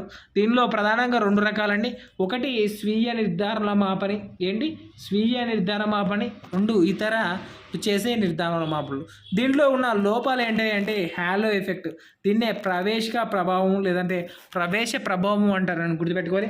అంటే ఒకసారి ఏర్పడిన భావనే ప్రతిసారి అలాంటి దాన్ని రావడాన్ని ఏమంటారంటే ప్రవేశ భావన అంటారు. ఉదాహరణకు రాము అనేవాడు ఒక బుక్ షాప్ వెళ్ళి ఒక బిస్కెట్ ప్యాకెట్ కొనుక్కున్నాడు. బిస్కెట్ తిని చూడగానే చాలా చేదు ఉంది. మళ్ళా అదే కంపెనీ బిస్కెట్ ప్యాకెట్ ఇవ్వగానే ఇది చాలా చేదుగా ఉంటుంది అని చెప్పడాన్ని ఏమంటారు? హాలో ఎఫెక్ట్ అంటారు. ఒకసారి గుర్తుపెట్టుకోవాలి. అదేవిధంగా ఒక హోటల్ పోయి మొదటిసారి టిఫిన్ చేసిన వ్యక్తి ఏమీ బాగా లేకుంటే మళ్ళీ ఆ హోటల్కి అడిగిన వాళ్ళ నాన్న అన్నం టిఫిన్ చేద్దారా అంటే నాన్న ఇది ఏం బాగుండదు నాన్న అని చెప్పడానికి కూడా హాలో. అరే నేను మొన్న తిన్నారా బాగుందిరా అంటే బాగా చెప్తున్నాను, నేను తిన్నప్పుడు బాగాలేదని చెప్పడాన్ని ఏమంటారంటే హాలో ఎఫెక్ట్ గుర్తుపెట్టుకోవాలి. ఇక ఔదార్య లోపం అంటే ఏమిటి అంటే ఎక్కువ దయాగుణం. పర్లేదులే 3 పాయింట్లు వేద్దాం, 4 పాయింట్లు వేద్దాం, ఫుల్ వేద్దాం అని దాన్ని ఔదార్య లోపం అంటారు. ఇక కేంద్ర స్థాన ప్రభావం. ఏంది కేంద్ర స్థానం ప్రభావం అంటే ఎక్కువ మార్కులు వచ్చేదాన్ని తక్కువ మార్కులు వచ్చేదాన్ని సమానంగా చేసి మిడిల్ వేయడాన్ని కేంద్ర అవధాన స్థాన లోపం అంటారని గుర్తుపెట్టుకోవాలి. ఇక తర్వాత నిర్ధారణ మాపుల్లో చాలా ముఖ్యమైనవి కొన్ని ఉన్నాయండి. దానిలో ముఖ్యమైనవి అంటే the Vineland social maturity scale అని లేదంటే దీని Vineland social maturity scale అని, the Fels parent behaviour scale అని, Wittenborn psychiatric rating scale అని. ఇవి రేటింగ్ స్కేల్స్ యొక్క ముఖ్యమైనవి గుర్తుపెట్టుకోవాలి. ఇక తర్వాత ప్రయోగ పద్ధతి గుర్తుపెట్టుకోవాలండి. ఇది మొదట ప్రయోగ పద్ధతి బాగా ప్రాచుర్యం తెలిసిన వాడు ఎవడంటే విల్హెల్మ్ వూంట్. మానవ నిర్మిత ప్రయోగశాల మొదటిసారి ప్రవేశపెట్టినవారు విలియం వూంట్. మనోవిజ్ఞాన శాస్త్రాన్ని ప్రయోగశాలకు అనువదించిన వాడు ఎవడంటే విలియం వూంట్. ఈయన 1879 సంవత్సరంలో లీఫ్ జిగ్ నగరంలో మనోవిజ్ఞాన శాస్త్ర ప్రయోగశాలను ప్రారంభించడం గుర్తుపెట్టుకోవాలి. ఇక ప్రయోగశాలలో ప్రయోగ పద్ధతిని ఇంట్రొడ్యూస్ చేయడం జరిగింది. ఇది ప్రయోక్త ఆధీనంలో ఉంటుందని గుర్తుపెట్టుకోవాలి. ఇక ప్రయోక్త ఆధీనంలో ఉన్న చరం ఏది అంటే స్వతంత్ర చరం. ఇది స్వతంత్ర చరం అని గుర్తుపెట్టుకోవాలి. ఒక ఉపాధ్యాయుడు విద్యార్థి సాధనపై ఏంటి ఒక ఉపాధ్యాయుడు విద్యార్థి సాధనపై స్వీయ అభ్యసన సామాగ్రి యొక్క ప్రభావం అంచనా వేయు ప్రయోగంలో అని ఇచ్చినప్పుడు ఎలా చరాలు గుర్తుపట్టాలో ఇప్పుడు చూద్దామండి. క్వశ్చన్ ఏమిటి? ఒక ఉపాధ్యాయుడు విద్యార్థి సాధనపై స్వీయ అభ్యసన సామాగ్రి ప్రభావం అంచనా వేయడం. ఇక్కడ గుర్తుపెట్టుకోండి, ఏ దానికైనా పై వచ్చిందనుకో ఇది స్వతంత్ర చరం. ఏంటి? ఇది స్వతంత్ర చరము. తర్వాత పై వచ్చిందనుకో పరతంత్ర చరం అండి, గుర్తుపెట్టుకోవాలి. స్వతంత్ర చరం కాదు, పరతంత్ర చరం. ఏదైతే ప్రభావం చూపుతుందో దాన్ని స్వతంత్ర చరం అంటారు, గుర్తుపెట్టుకోవాలి. ఇక్కడ టీచర్ ఇచ్చేది ఏంటివి? అభ్యాస సామాగ్రి ఇస్తాడు, దాని ద్వారా విద్యార్థి ప్రభావితాడు. అదే ఇంకో క్వశ్చన్ ఏమని అడుగుతారయ్యా అంటే గుర్తుపెట్టుకోండి, విద్యార్థుల యొక్క ప్రజ్ఞా పాఠవాలపై తల్లిదండ్రుల ఆర్థిక పరిస్థితి ప్రభావం. ఇప్పుడు ఇక్కడ తల్లిదండ్రుల ఆర్థిక పరిస్థితి ఎవరిపై ప్రభావం చూపుతుంది? విద్యార్థుల ప్రజ్ఞా పాఠవాలు. ఇక్కడ విద్యార్థుల పాఠవాలు పై అన్నాడు కాబట్టి పై అన్నది పరతంత్రం, పై అన్నది పరతంత్రం గుర్తుపెట్టుకోవాలి. ఇక్కడ జోక్యచరాలు ఉండవచ్చు, లేకపోవచ్చు, గుర్తుపెట్టుకోవాలి. ప్రయోగం అయితే లేవని గుర్తుపెట్టుకోవాలి. ఇక సమూహాలు ఎన్ని రకాలు అంటే 2 రకాలు. ఒకటి నియంత్రిత సమూహము, 2 ప్రయోగ సమూహం. ఏంటంటే ప్రయోగం ముందు చెప్పి ఇన్స్ట్రక్షన్స్ మాట్లాడకుండా ఉండాలి, కదలకుండా కూర్చోండి అని చెప్పడాన్ని నియంత్రిత సమూహం. ఇక ప్రయోగం చేయడాన్ని ప్రయోగ సమూహం అంటారు, గుర్తుపెట్టుకోవాలి. ఇక సమూహ పద్ధతులు ప్రధానంగా ఎన్ని రకాలు అంటే 4 రకాలను గుర్తుపెట్టుకోవాలి. ఒకటి ఏక సమూహ పద్ధతి, సమూహ పద్ధతి, భ్రమణ పద్ధతి, బహుళ సమూహ పద్ధతి. ఏంటి ఈ పద్ధతి ఒకసారి వివరిద్దామండి. ఒక తరగతి గదిలో 20 మంది విద్యార్థులు ఉన్నారనుకోండి, వారిని మాత్రమే తీసుకొని ఒకసారి నియంత్రణ సమూహంగా, ఒకసారి ప్రయోగ సమూహంగా చేయటాన్ని ఏమంటారు అంటే ఏక సమూహ పద్ధతి అంటారు. ఇక సమూహ పద్ధతి ఏమంటారు అంటే అదే 40 మంది గల విద్యార్థులను అదే 40 మంది గల విద్యార్థులను ఏబి గ్రూపులు చేసి 20 మంది ఇక్కడ 20 మంది ఇక్కడ తీసుకొని చేయటాన్ని ఏమంటారు? సమూహ పద్ధతి. సమానంగా విభజించి ఇక్కడ ఏం చేస్తారు? నియంత్రణ చేస్తాడు, ఇక్కడ ప్రయోగం చేస్తాడు, దాని ఫలితాన్ని అందరికీ వర్తిస్తూ చేస్తాడు. దీన్ని ఏమంటారు? సమూహ పద్ధతి అంటారు, గుర్తుపెట్టుకోవాలి. ఇక భ్రమణ పద్ధతి ఏం చేస్తాడు అంటే మొదట ఏబి తీసుకుంటాడు, ఇక్కడ 20 మంది ఉంటారు, ఇక్కడ 20 మంది ఉంటారు. దీన్ని మొదట నియంత్రణ పద్ధతికి గురి చేస్తాడు, ఇక్కడ ప్రయోగం చేస్తాడు, దీని ఫలితాలు రాసి పెట్టుకుంటాడు. తర్వాత ఇక్కడ ఏం చేస్తాడంటే ఏ పైన ప్రయోగం చేస్తాడు, బిని నియంత్రిస్తాడు. ఇలా దీని వచ్చిన ఫలితాలు రాసుకుంటాడు. ఈ రెండింటిని సరిచేసి సరాసరిని ఫలితంగా చేయడాన్ని ఏమంటారు? భ్రమణ పద్ధతి అంటారు, గుర్తుపెట్టుకోవాలి. ఇక బహుళ సమూహ పద్ధతి అంటే ఏమిటంటే ABCD అని 4 సమూహాలు తీసుకొని దీంట్లో 10, దీంట్లో 10, దీంట్లో 10, దీంట్లో 10 4 సమూహాలు చేసి వీటిపై ప్రయోగంగా వచ్చిన ఫలితాలను సరాసరి చేయడాన్ని ఏమంటారు అంటే భ్రమణ సమూహ పద్ధతి అంటారు, గుర్తుపెట్టుకోవాలి. ఇక ప్రయోగ పద్ధతి యొక్క దశలు కూడా చాలా ఇంపార్టెంట్, ప్రశ్నలు అడగడానికి అవకాశం ఉంది. ఎన్ని దశలు అంటే ప్రధానంగా 6 దశలు. సమస్యను గుర్తించడం, సమస్యను నియంత్రించడం, సమస్యను పరికల్పన చేసుకోవడం, సమస్య ఆధారంగా దత్తాంశ సేకరణ, దత్తాంశాన్ని వ్యాఖ్యానించడం, విశ్లేషించడం, ఫలితం చేయడం. ఇవి 6 దశలు, గుర్తుపెట్టుకోవాలి. ఇక తర్వాత ఉన్నది ఏంటంటే ఉపయోగాలన్నీ. సమస్య పద్ధతి యొక్క ఉపయోగాలు వచ్చేసి విశ్వసనీయత ఎక్కువ, కార్యకరణ సంబంధం నెలకొల్పుతుంది, వస్తునిష్ఠత పద్ధతి. ఏ పద్ధతి? వస్తునిష్ఠత పద్ధతి అని గుర్తుపెట్టుకోవాలి. దీనిలో లోపాలు ఉన్నాయండి. ఏంటంటే ఇవి జంతువులు చిన్నపిల్లలపై ప్రయోగించడానికి చాలా అనువుగా ఉండదు, ఇది అందరికీ వర్తించదు, జబ్బు చేసిన వాళ్ళకి వృద్ధులకు ఇటువంటి ప్రయోగాలు చెల్లవు అన్న ఒక లిమిటేషన్స్ అయితే ఉన్నాయని గుర్తుపెట్టుకోవాలి.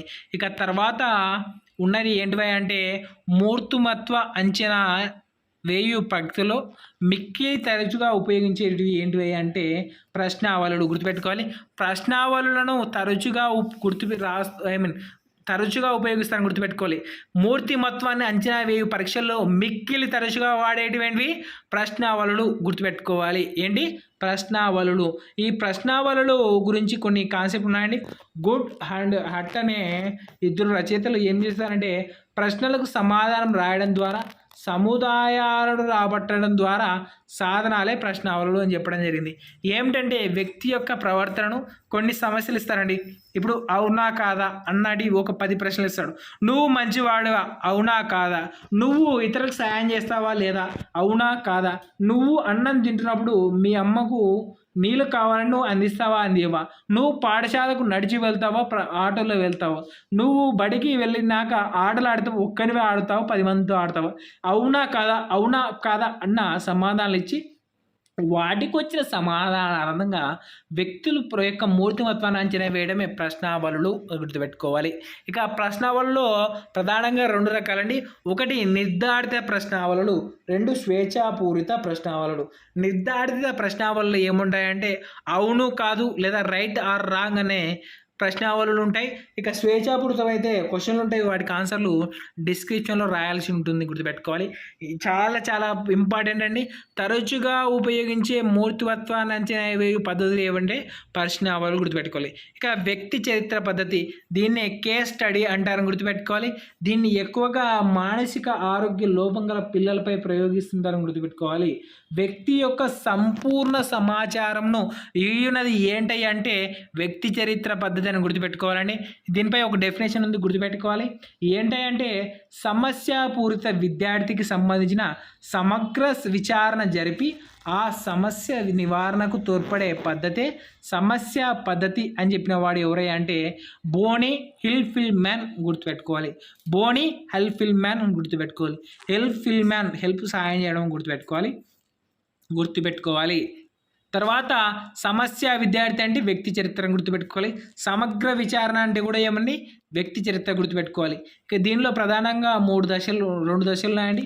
ఒకటి సమస్య గుర్తింపు, సమస్య పరిష్కారం ఈ 2 గుర్తుపెట్టుకోవాలి. సమస్య గుర్తించి పరిష్కారం అంటే వ్యక్తి చరిత్ర గుర్తుపెట్టుకోవాలి. సమస్య గల వ్యక్తి అధ్యయనం అంటే కూడా వ్యక్తి చరిత్ర పద్ధతి గుర్తుపెట్టుకోవాలి. ఇక చారిత్రక పరిశోధన పద్ధతి, చర్యాత్మక పరిశోధన పద్ధతి అంటే ఏమిటి అంటే గుర్తుపెట్టుకోవాలి. నిజ జీవితంలో ఏర్పడే సమస్యలకు పరిష్కారాలను అన్వేషించి ప్రక్రియనే చారిత్రాత్మక పరిశోధన అని చెప్పిన వారు ఎవరు అంటే స్టీఫెన్ ఏ కొర్రే, గుర్తుపెట్టుకోవాలి. స్టీఫెన్ ఏ కొర్రే ఏం చెప్తాడు అంటే నిజ జీవితంలో ఎదురయ్యే సమస్యలకు పరిష్కారాలను అన్వేషించే ప్రక్రియనే చర్యాత్మక పరిశోధన అని చెప్పిన వాడు ఎవరు అంటే కొర్రే. ఇక చారిత్రాత్మక పరిశోధన ముఖ్య అంశాల గురించి చెప్పిన వాడు ఏమంటే స్టీఫెన్ అండ్ కమిన్స్ గారు. ఏం చెప్తారా అంటే ఒకసారి చూద్దామండి. చారిత్రాత్మక పరిశోధనలో గల అంశాలు ఏంటి అంటే అభ్యసన సమస్యను ఎందుకు, ఎట్లా, ఎలా, ఏమిటి అని, ఎక్కడ అని పరిశోధన జరిపాలని చెప్పిన వాడు ఎవరు స్టీఫెన్ కెమిస్. అయితే ఈ చర్యాత్మక పరిశోధనలో గల దశలు చాలా ఇంపార్టెంట్ అండి. మొదట ప్రణాళిక, ఆచరణ, పరిశీలన, నమోదు, విశ్లేషణతో వ్యాఖ్యానించడం, పునః ప్రణాళిక, పునః ఆచరణ. గుర్తుపెట్టుకోవాలండి. ప్రధానంగా 5 దశలు ఉంటాయని గుర్తుపెట్టుకొని ప్రణాళిక, ఆలోచన, పరిశీలన, నమోదు, విశ్లేషణ గుర్తుపెట్టుకోవాలి. ఫస్ట్ ప్రణాళిక వేసుకోవాలా, ఆచరణ చేయాలా, పరిశీలించాలా, నమోదు చేయాలా, విశ్లేషణ. మళ్ళీ ఏమి పునః ప్రణాళిక, పునః ఆచరణ, పునః పరిశీలన, పునః పరిశోధన, చివరిగా పునః విశ్లేషణ. ఇలా పునరావృతం చేయాలండి. సమస్యను గుర్తించాలి, సమస్య ఆధారంగానే పరిష్కారం చేయాలని చెప్పేది చారిత్రక పరిశోధన పద్ధతి. దీన్ని స్టీఫెన్ కెమిస్ అని రచయితలు తయారు చేశారని గుర్తుపెట్టుకోవాలి. ఇంకా తర్వాత లాంగిట్యూడినల్, క్రాస్ సెక్షనల్ మెథడ్స్ అండి. లాంగిట్యూడినల్ అంటే ఏమిటి, క్రాస్ సెక్షనల్ ఏమిటి అంటే గుర్తుపెట్టుకోవాలి. ఒకే విద్యార్థిని తీసుకొని వాడికి సచ్చేంత వరకు లేదంటే ఒక ప్రయోగం చేయాలనుకున్నాడండి. 1 నుంచి 6వ తరగతి పిల్లల ప్రవర్తన ఎలా ఉంటుంది అన్న కాన్సెప్ట్పై ఒక పిల్లోని 1వ తరగతి నుంచి 6వ తరగతి వరకు పరిశీలించి వ్యక్తం చేయు రిపోర్ట్ని ఏమంటారు అంటే లాంగిట్యూడినల్ అంటారు. అదే 1వ తరగతి పిల్లలు కొందరు, 2వ తరగతి పిల్లలు, 3, 4, 5, 6 తరగతి పిల్లలను తరగతిలో నలుగురు చొప్పున తీసుకొని వారి యొక్క ప్రవర్తన విశ్లేషించి వాటి ఆధారంగా ఫలితాలు వెల్లడి చేయడాన్ని ఏమంటారంటే క్రాస్ సెక్షనల్ అంటారు. గుర్తుపెట్టుకోవాలి. నిలువు కోత పద్ధతి అని ఏదని అంటారా అంటే క్రాస్ సెక్షనల్ పద్ధతి అని. చాలా దీర్ఘకాల పద్ధతి ఏమంటారంటే లాంగిట్యూడినల్ పద్ధతి అని అంటారు. గుర్తుపెట్టుకోవాలి. ఇది కాలం ఎక్కువ ఏది లాంగిట్యూడినల్, తక్కువ కాలం ఏది క్రాస్ సెక్షనల్. ఇక ఖచ్చితమైన సమాచారం దొరికేది ఎక్కడ అంటే లాంగిట్యూడినల్, తక్షణ సమాచారం దొరికేది ఎక్కడ అంటే క్రాస్ సెక్షనల్. విశ్వసనీయత ఎక్కువ ఎక్కడ అంటే లాంగిట్యూడినల్, విశ్వసనీయత చాలా తక్కువ ఎక్కడ అంటే క్రాస్ సెక్షనల్. విద్యారంగంలో అంటే లాంగిట్యూడినల్, వైద్య రంగం అంటే క్రాస్ సెక్షనల్ గుర్తుపెట్టుకోవాలి. తర్వాత దీనిపై కొన్ని ఉన్నాయండి. దీని ఏంటి అంటే బర్కిలీ పెరుగుదల అభ్యర్థన. ఉదాహరణ అండి, బర్కిలీ అనేవాడు పెరుగుదలపై అధ్యయనం చేయడానికి 1828 సంవత్సరంలో 61 మంది పిల్లలపై ఎన్ని దశాబ్దాలపై 3 దశాబ్దాల పాటు ప్రయోగం చేసి ఇవ్వడం జరిగింది. అదే రెండో వాడు ఎవరు, సీర్లే. వీడే చేసంటే పిల్లల ప్రజ్ఞ, చలన, మూర్తివత్వ అంశాలపై 25 మందిపై 2 సంవత్సరాలు పరిశీలన చేసి ఇవ్వడం జరిగింది. ఇక సారూప్యత, సామాన్యాలు పోల్చుకోవచ్చు ఎక్కడంటే లాంగిట్యూడినల్, అంటే పిల్లవాళ్ళ మధ్య పోలిక చేసుకునే సౌలభ్యం ఎక్కడ ఉంటుంది అంటే లాంగిట్యూడినల్లో ఉంటుంది, గుర్తుపెట్టుకోవాలి. ఇక కాలంతో పాటు వచ్చు పరిపక్వత, సాంస్కృతిక కారణాలు పరిలోకి తీసుకోరు అనేది ఇక్కడ అంటే క్రాస్ సెక్షనల్. ఇవి అండి మొదటి చాప్టర్లో ఉన్న అన్ని అంశాలు. ఒకసారి చూసుకున్నాం కదా. మరి ఈ వీడియో నచ్చినట్లయితే లైక్ చేయండి, మీ మిత్రులకు షేర్ చేయండి. మా YouTube channel JVS education channel subscribe చేయండి. అదేవిధంగా టెలిగ్రామ్లో వచ్చే ప్రతిరోజు బిట్లను అయితే తప్పకుండా ఆన్సర్ చేయండి. ఇదే కాన్సెప్ట్పై రేపు మన టెలిగ్రామ్ ఛానల్లో ఎగ్జామ్ ఉంటుంది, తప్పకుండా ఫాలో అవ్వండి. ఎగ్జామ్ బాగా రాస్తానని కోరుకుంటున్నా. ఇట్లు మీ జేవీఎస్ ఎడ్యుకేషన్ ఛానల్. ఈ వీడియో మీకు నచ్చితే లైక్ చేయండి, మీ అభిప్రాయం మాతో పంచుకోవడానికి కామెంట్ చేయండి, అందరికీ రీచ్ అయ్యేలా షేర్ చేయండి. కానీ మా ఛానల్ని సబ్స్క్రైబ్ చేసుకోవడం మాత్రం మర్చిపోకండి.